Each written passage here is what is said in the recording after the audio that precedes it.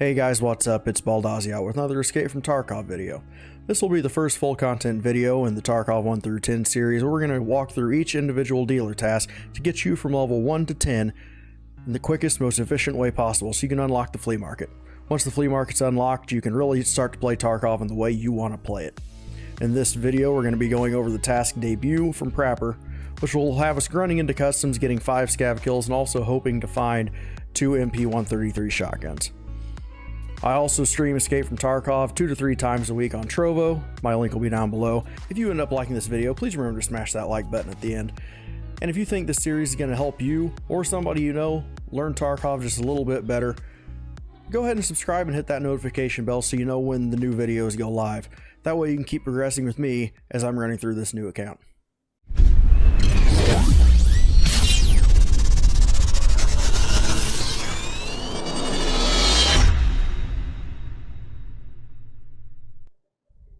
Alright guys, here we are at the start of a brand new account, which also happens to be within the first week of a brand new wipe. This is a perfect time to be getting into this content. So we're just going to go through the settings that I typically choose on my accounts that helps me feel like I'm playing the game to the best of my ability. So obviously you're going to pick the language that's best for you. I'm assuming since you're watching this video in English, it's probably going to be English, but if not, there we go. I'm going to go ahead and type in the account name. And here we can choose between Bear and USEC. The Bear is the Russian paramilitary corporation, and USEC is the American.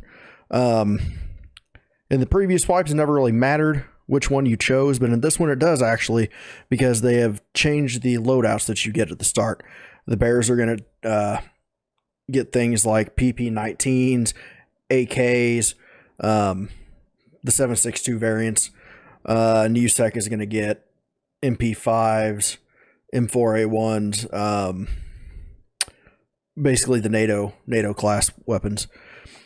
So we can choose whatever we want. My main account, I chose USEC, so on this I'll just choose Bear.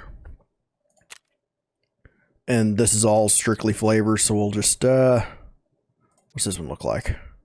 Yeah, he looks angry.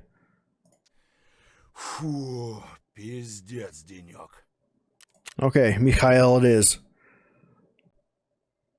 So you load in here, alright. We can click this. This will let us know, or that tells us what we've just discovered, which is basically going to be everything that we have in our stash. So we'll go to character. This is all the stuff it starts us with.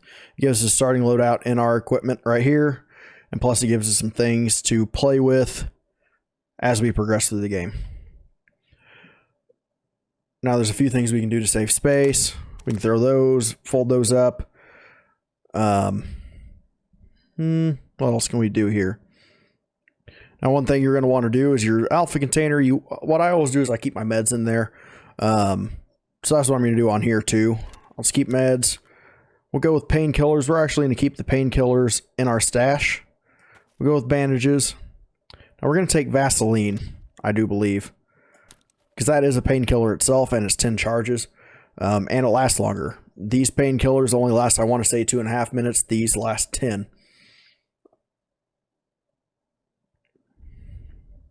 And what else do we want to take? Oh, and we'll take a cheese with us. Now we've got everything we pretty much need except for stuff to help or stop heavy bleed. If you go to your dealers and look to see what the prices are, that will tell you what you should sacrifice. An S-Mark, which stops the heavy bleed, is cheaper than buying a bandage, which stops normal bleed. So we'll keep the bandages in our secure container and we'll put the S-Mark in here. That'll clear up some inventory space. Let's see what else we've got. Alright. That's pretty much all we have that we can get rid of right now. And that's a good place to start. Now we want to see what kind of ammo we've got in here. Because some ammo is just not worth it. Okay, so we've got 30 rounds of BP. So we'll go BP. Because BP is decent ammo early game. PS is not so good. I will put a link to an ammo chart in the comments down, or in the description down here. That will show you what ammo is good, what ammo is not so good, what ammo is better at penetrating armor, what ammo is better at dealing flesh damage. That'll help you choose to pick the ammo that's the best for your play style. All these are full of ammo. Like I said, right now we're just trying to clear up some space. We can always put these rubles over there. That clears up one spot. Okay, now, after doing that, one of the first things I do whenever I am playing a new wipe is you go to your dealers and you examine everything. All these grayed out things, examine. Your big one's going to fence and examining all this, because this is what players sell. So anytime somebody sells something to him that you don't know, it'll pop up in here and you can be able to examine that. One, you have to examine something before you can loot it in raid. So having it examined before you go into raid is going to save you time. It's going to make you loot faster. And those few seconds that you save not examining something might save your life in the middle of a raid. So we're going to do all that examining. Once I get done with that, I'll cut back. Okay, we spent all that time getting everything examined. As you can notice, there was over 100 things that we ended up examining. And also, as you'll notice, which you probably notice as you've done it yourself, you went up to level 2 just from examining things. Now you're not going to gain levels like that all the time, because as you increase levels, it's going to take more and more XP to level you up. So obviously you can't rely on levels like that, but it's a nice little boost to start it. So after we got all that done, we've got a decent loadout here for us. We will be buying a helmet. We aren't going to take add-in, but for now it's a pretty decent loadout. We'll just go to our dealers and accept all these tasks. Debut, which is the one we're doing now. We'll go ahead and accept Therapist, which is to find 3 Salewas or craft them in raid. I don't think Skier has one for us yet. Nope. And Mechanic. Once you hit level 2, you should have noticed this pop up. If you hit level 2 from your examining, we'll do that. That was not so important to deal with right now, but we will do that. All right, so let's go back to debut. So you have to kill 5 scavs at customs and hand over 2 MP133 shotguns.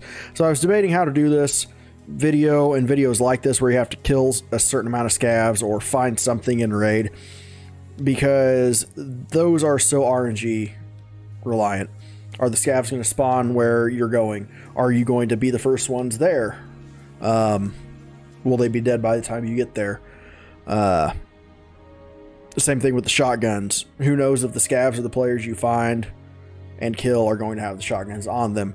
They're very RNG related. So what I think I'm going to do for tasks like this, I'm going to go into an offline raid, show you the scav spawns, and then give you little hints about where you can find things like the MP133 shotguns or those Salewas in shortage, which we'll do in the next video. And I'll show you other hints about how to get them if you can't find them in raid.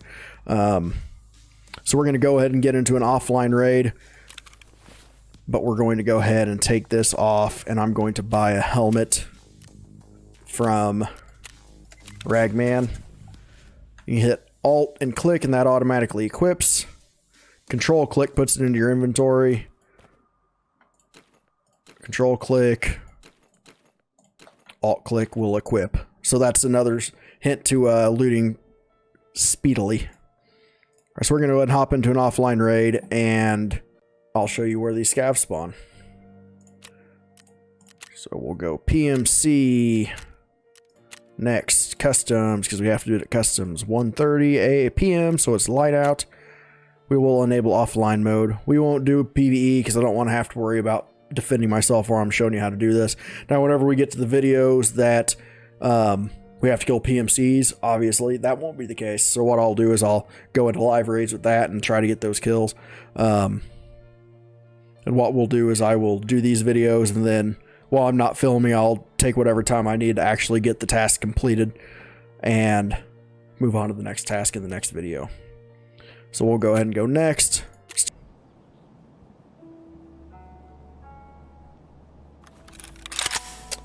Alright, and we're in. So, we spawned, it looks like...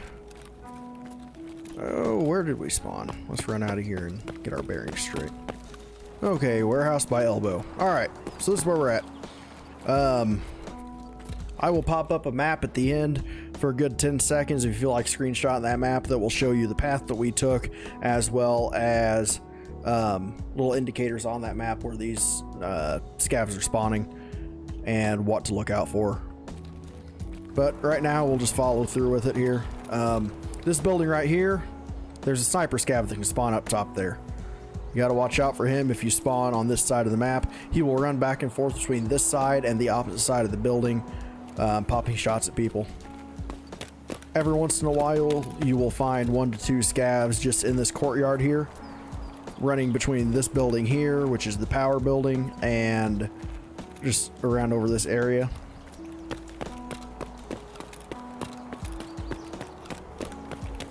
So we're going to run this way.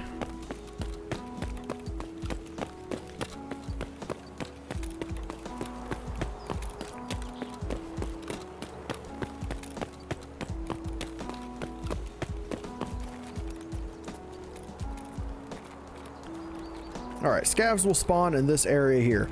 You can hear them running along this walkway here. Sometimes you can hear them on metal or concrete because they're running on these platforms. They'll run through here. They hardly ever run into this building here unless they see somebody also in there. So typically you won't need to worry about them while they're in there, but they will run all the way through the front of here. Also, let's run back through here in this hole. Jump there. Now this hut here, or this checkpoint, I guess, this is a military checkpoint. If you watched my supplemental video for this map, you will have known that as that call out. A sniper scav spawns up here, and sometimes there's 1 to 2 other scavs on the ground here. Occasionally you will find the one that's on the ground running all the way down here.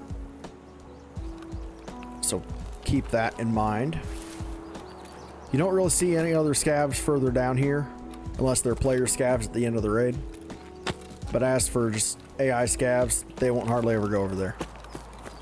Continue this way, which is on the opposite side of the fence from where we spawned. This is new gas.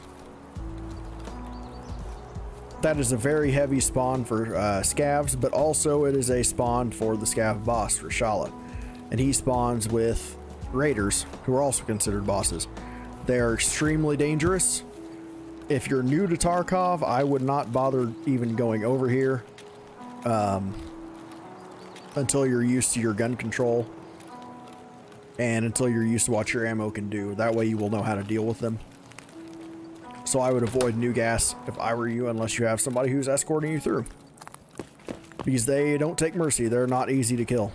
They have boosted HP as well as like an aimbot, so they don't miss very often. Alright, going through here. This right pillar here, which is the taller one, that isn't just an optical illusion because that one's offset. That is actually a taller one, so no matter where you're at, that's the one that you're going to look at. A sniper scav spawns up there.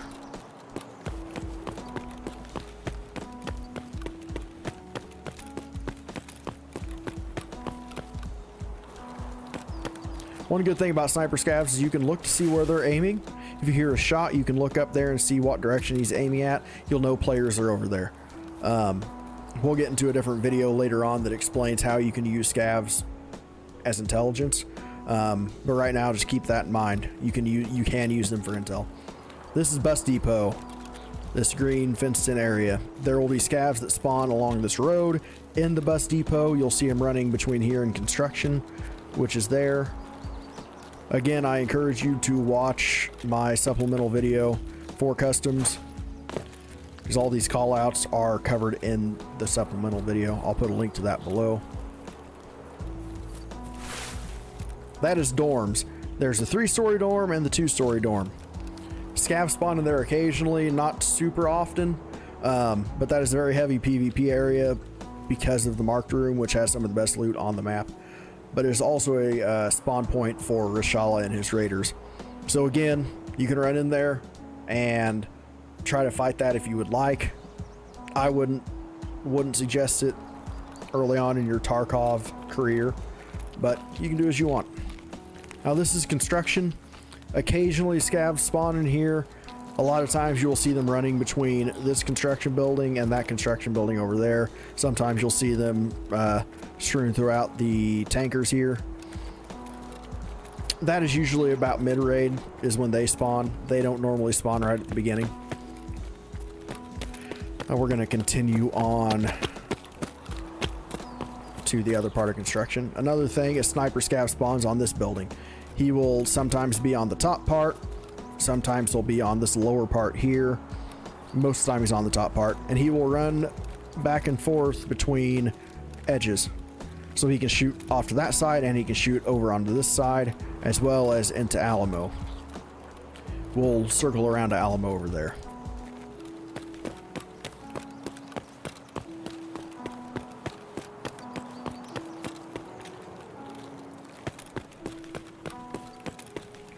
Now this is the other construction building. Scav spawn in here quite frequently. Usually the ones that spawn here will stay here. Sometimes they will run back and forth. The ones that spawn over there are usually the ones that run back and forth. And this is also a pretty heavy spot for player scav spawns as well. So players oftentimes rush this area knowing they can get their scav kills here. So we're going to continue on through Elbow. Over to the RUAF roadblock.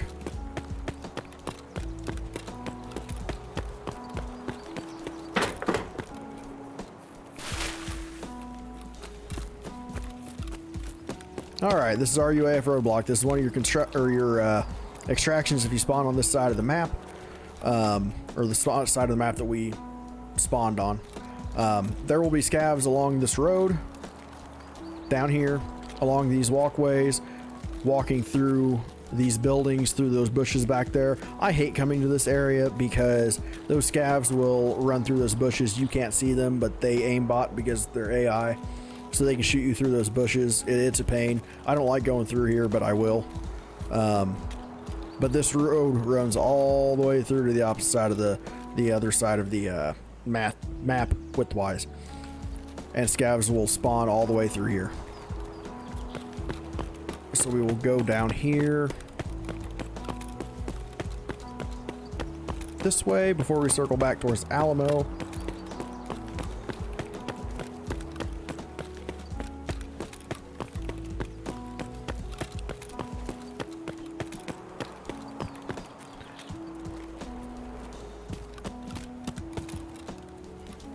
Alright, this is Ice Cream Hut. A scav will spawn on this road on the other side of this every once in a while, as well as further on down here. You can get scav spawns. So now we're going to move on back towards Alamo. We're going to go back through that hole in the fence by the Elbow.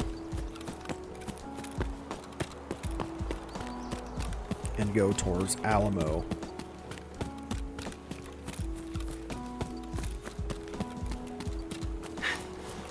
Nope.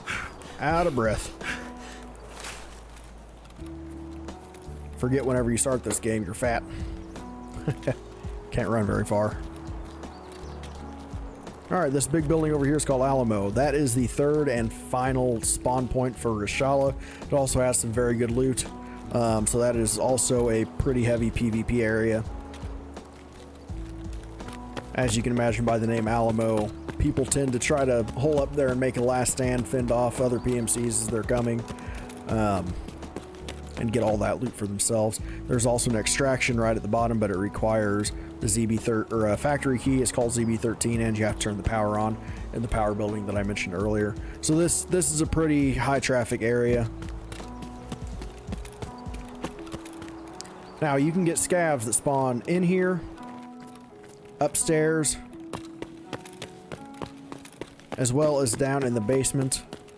Now down in the basement is where you go to get the ZB13 extract, but you can get scavs that will just hang out down here, hang out over here, because if you go over here, this heads up to the back side of it. So we'll go ahead and head up here and head over towards Old Gas.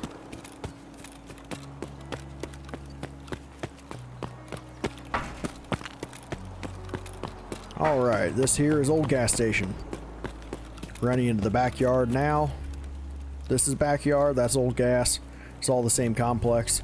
You can get scavs spawn in here several times throughout the raid, so it's a good place to go. This is also a player extract for if you spawn on the other side of the map, which we haven't been to yet. The scavs will run through here. They'll stay up here sometimes, and occasionally you can find scavs in the gas station itself. So this is a pretty high traffic area too for the early wipe time, because a lot of people are coming here to try to get their scav kills for Prepper as well as for Therapist. She wants you to get 15 here as well. So these are the scav spawns here. Now, on the other side of the map, there's Big Red, the warehouse where we have to go for a few quests. Again, if you watch that supplemental video, I said we get very used to Big Red. The thing about that side of the map is there's not a lot of scav spawns. You will find player scavs, and a few scavs spawn in the Big Red complex itself, but it's honestly not even worth my time running over there to show you that, so I'm not going to be honest with you. So we're just going to end this part of the video right here, and I'm going to go ahead and just extract. Actually, I'm probably just going to leave the raid because it's offline, so it doesn't matter. Okay, and we're out. So the MP133 shotguns, really there's two ways you can get them. One, you can either hope you run across them whenever you're killing your scavs. Two, you can do your scav runs. Occasionally you'll spawn with one, or you can kill a scav that has them on them. They aren't super uncommon on scavs. And on scav runs, you can be kind of choosy about what scavs you kill without being aggressive towards all of them and just take that and get out. But another thing you can do is after you complete this quest, and I think two others. Let me see. Mechanic tasks, show locked. Introduction. Okay, so honestly, once you hit level 2, I guess, you can accept this. Go into woods, find a Jaeger, find his camp, get the message, head out, which we will cover in the video. And once you have Jaeger unlocked, you can buy these MP133 shotguns. I want to say they're 35,000 rubles a piece, so not super expensive, but that is an extremely easy way to complete that. Now, I would just keep killing your scavs until you get your 5 completed before I worry about buying them. Maybe you'll run across one, but that is an option.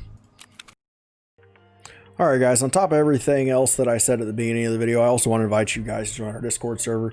I'm going to put the link down below, but it's a great place to go to become a part of our community. There's always people looking to play some Tarkov and help new players learn, and maybe learn a little bit themselves.